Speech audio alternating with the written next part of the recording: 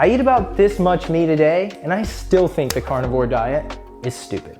Let me tell you why. Now, don't hear what I'm not saying. Is eating mostly or even entirely meat better than eating the way most people eat? Arguably, yes.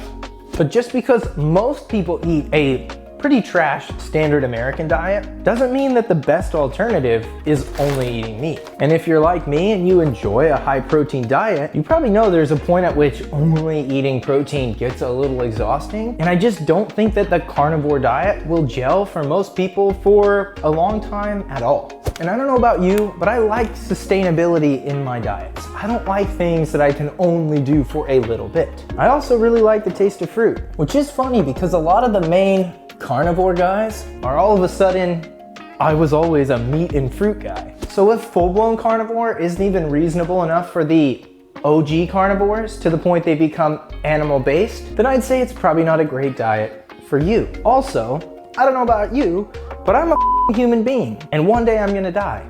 So I like to eat food that actually tastes good. And believe it or not, many fruits and vegetables taste really good, and they're really good for you. There's some things like fiber, vitamin C, and a host of other antioxidants and unique to plant compounds that you just can't get if you only eat meat. And I found that the nutrients in these things pair amazingly well with the nutrients in these things. So why not just practice practical omnivorism? Not to mention, when you're eating for you and also the trillions of microorganisms that live in your gut, all of which really enjoy some prebiotic fiber. So don't hear what I'm not saying. I actually think including a lot of animal protein in your diet is probably a great way to fight disease, stay well muscled, and age with dignity. But the performative avoidance of vegetables by a bunch of dudes on the internet who now all of a sudden are eating fruit and who knows what they'll be eating next doesn't vibe with me. And I'd be willing to bet it doesn't vibe with you. So be an omnivore. Meat,